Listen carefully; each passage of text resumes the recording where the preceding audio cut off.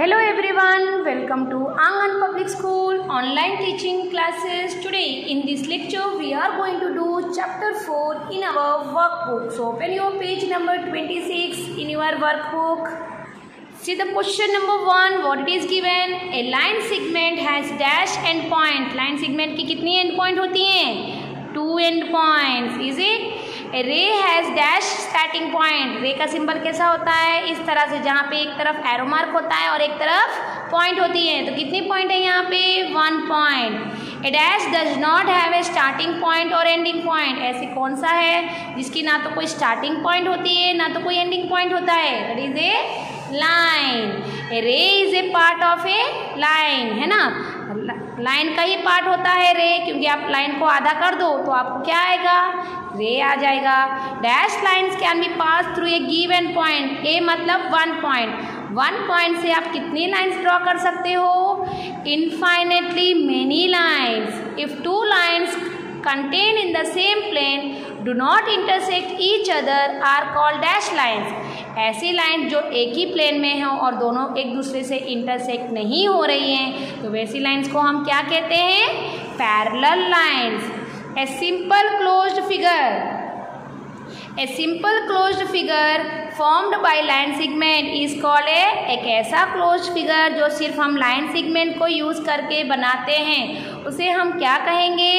Polygon. A polygon of 4 side. ऐसा figure जो सिर्फ लाइन सेगमेंट से बना है और उसके 4 साइड हैं, उसे हम कैसे बुलाते हैं? It's the quadrilateral. A pentagon. Pentagon का शेप कैसा होता है? ऐसा. कितनी साइड होती हैं उसकी? 1 2 3 4 5 साइड्स होती हैं. A polygon of 3 sides is called ऐसा पॉलीगॉन जिसकी 3 साइड होते हैं, वो किसका शेप है? Triangle. A line segment whose end points lie on a circle is called a dash of a circle. ऐसी लाइन सेगमेंट जिसके दोनों के दोनों एंड पॉइंट सर्कल के ऊपर है, उसे हम क्या कहते हैं? chord of a circle.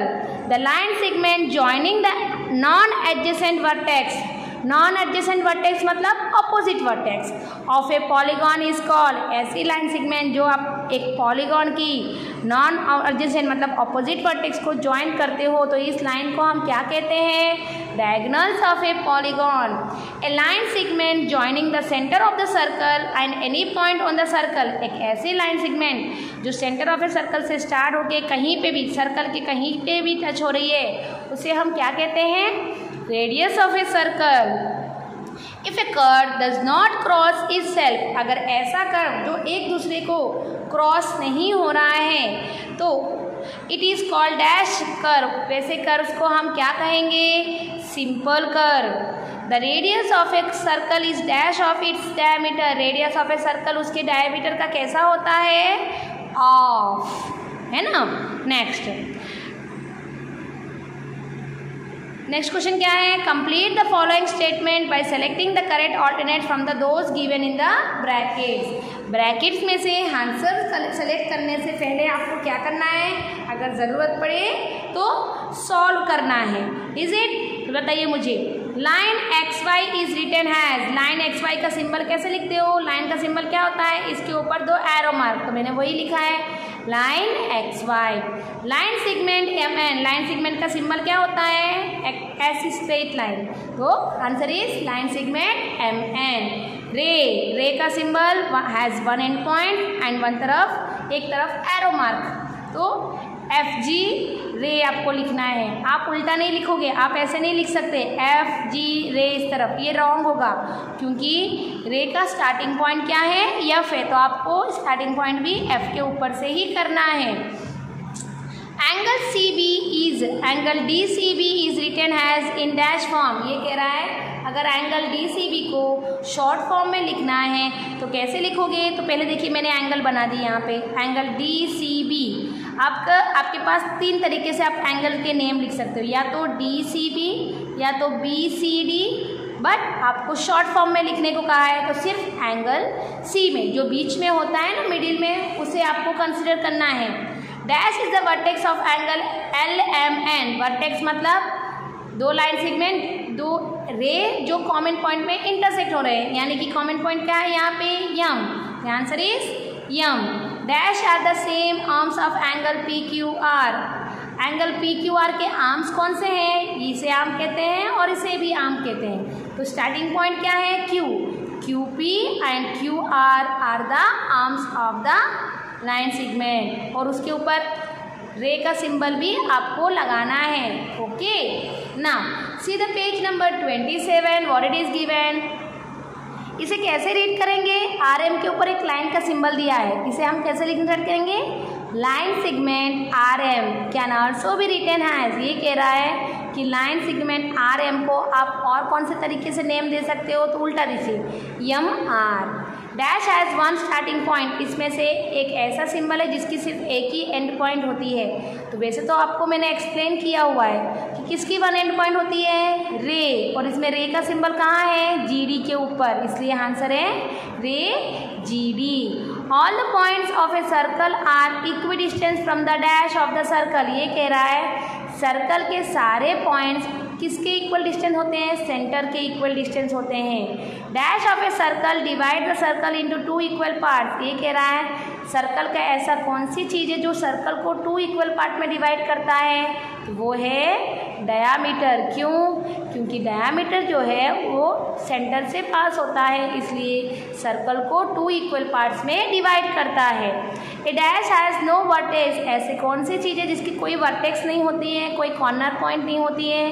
That is a circle. Circle का कोई वर्टेक्स नहीं होता है। Two intersecting lines intersect a dash. ये कह रहा है कि दो इंटरसेक्टिंग लाइन कितने पॉइंट्स में इंटरसेक्ट होती हैं? 1 point. The distance around a circle is called is. Circle के अराउंड का डिस्टेंस अगर आपको फाइंड आउट करना है तो उसे आप क्या कहोगे? Circumference. The centre of a circle is A dash of a circle. Centre of a circle circle के कहाँ होती है? इंटीरियर। ओके, तो ये था क्वेश्चन नंबर 2। अब क्वेश्चन नंबर 3 देखिए, चूज द करेक्ट आंसर। क्या दिया है? A dash is represented by dot. Dot से किसे रिप्रेजेंट करते हो? पॉइंट को। इन द गिवन फिगर, यहाँ पे एक फिगर दिया है, angle A B C can not be written as. इसमें से एक ऑप्शन रॉन्ग है जो नहीं लिख सकते।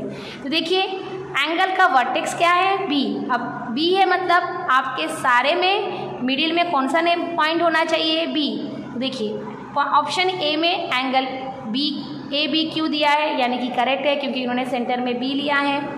यहाँ पे भी इन्होंने सेंटर में बी कंसिडर किया है, यहाँ पे भी इन्होंने सेंटर में बी कंसिडर किया है, लेकिन ऑप्शन बी में इन्होंने सेंटर में पी किया है। A P Q, A P Q, A P Q का तो कोई रिलेशन ही नहीं है, यहाँ तो कोई एंगल फॉर्म हो ही नहीं रही है, इसलिए मैंने आंसर में ए पी क्यू सेलेक्ट किया है। ए polygon can not have dash sides. Polygon मतलब क्लोज्ड फिगर। क्लोज्ड फिगर के कितने साइड्स होने चाहिए? स्टार्टिंग में 3 से 4, 5, 6 हो सकती है, लेकिन 2 साइड का तो कोई पॉलीगॉन होता ही नहीं है क्योंकि 2 साइड एक ओपन फिगर है। If C and D are 2 points on P Q then dash is equal distance. ये कह रहा है कि सी और डी लाइन पी क्यू का पॉइंट है। लाइन है ना, यहाँ पे लाइन का सिंबल दिया है, देखिए इसलिए मैंने लाइन ड्रॉ की है। अब आपको ऑप्शन में से एक आंसर को चूज करना है।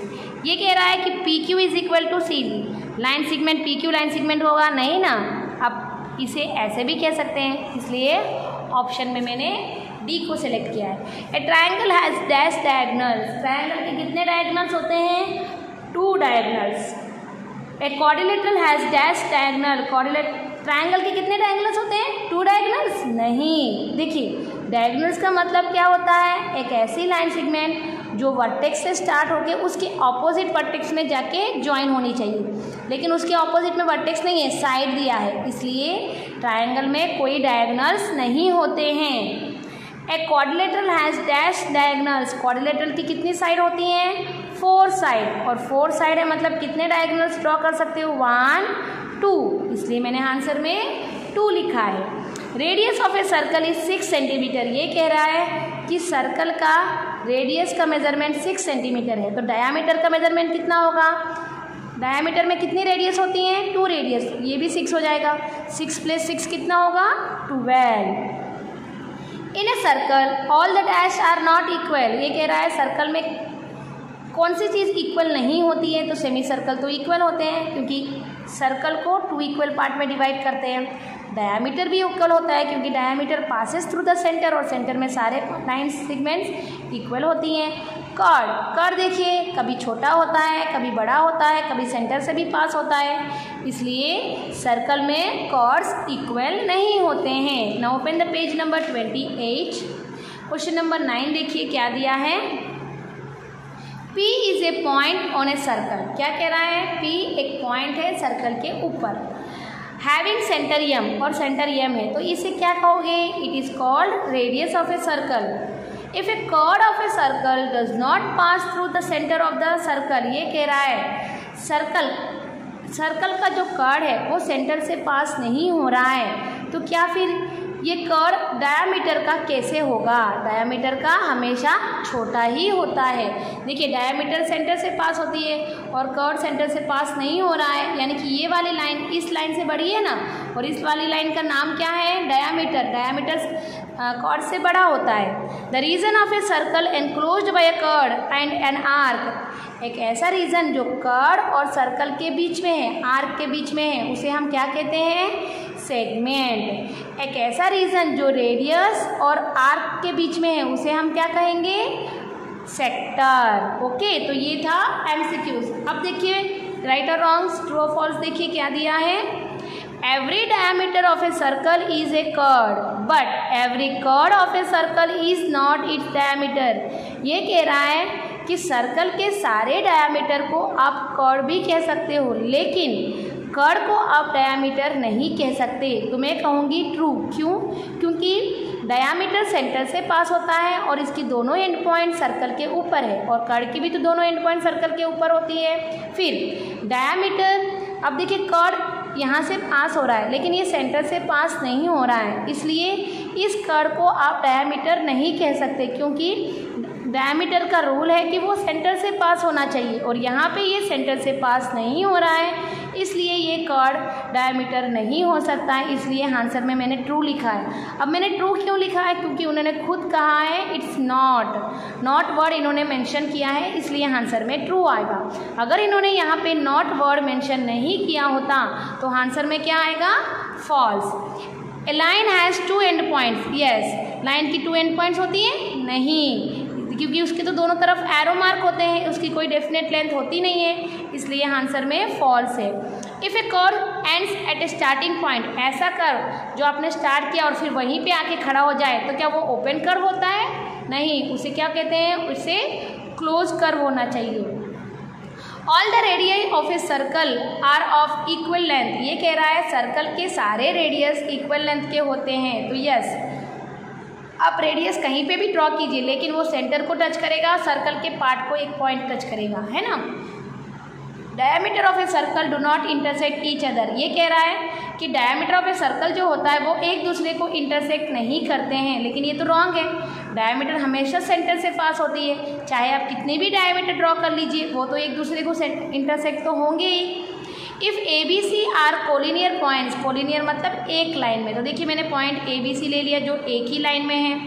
अब ये कह रहा है कि रे ए बी और सी बी रे दोनों ऑपोजिट डायरेक्शन में है, तो ये रॉन्ग है। अगर इन्होंने यहाँ पे बी सी रे दिया होता तो आंसर ट्रू आता, लेकिन ये सी बी रे है, सी से स्टार्ट हो रहा है, इसलिए आंसर में मैंने फॉल्स लिखा है। A ray is a part of a line. Yes, ray जो है लाइन का पार्ट ही होता है। Line segment P Q and line segment Q R the opposite sides of the quadrilateral P Q R. देखिए मैंने यहाँ पे एक क्वाड्रिलेटरल बना लिया, उसका नेम मैंने पी क्यू आर एस दे दिया। अब पी क्यू कहाँ है? यहाँ पे। क्यू आर कहाँ है? यहाँ पे। ये दोनों एक दूसरे की कैसी हैं? एडजेसेंट साइड है, और इन्होंने क्या दिया है? ऑपोजिट साइड, इसलिए आंसर में false. Number of diagonals of a polygon is equal to number of sides of the polygon. ये कह रहा है पॉलीगॉन की जितनी साइड्स होती हैं उतने ही डायगोनल्स होते हैं, लेकिन ये तो रॉन्ग है। क्यों? क्योंकि 4 साइड फिगर के डायगोनल कितने होते हैं? 2 डायगोनल्स होते हैं। Only 1 point of A radius of a circle lies on the circle. ये कह रहा है रेडियस की सिर्फ एक ही पॉइंट सर्कल को टच करती है, तो ये करेक्ट है ना, क्योंकि दूसरी पॉइंट कहाँ टच होती है? सेंटर में। That's why answer is true. तो ये था आज का लेक्चर। आई होप आपको आज का लेक्चर समझ में आया है। So in the next lecture we will continue with a new chapter. Until that, take care everyone. Stay at home.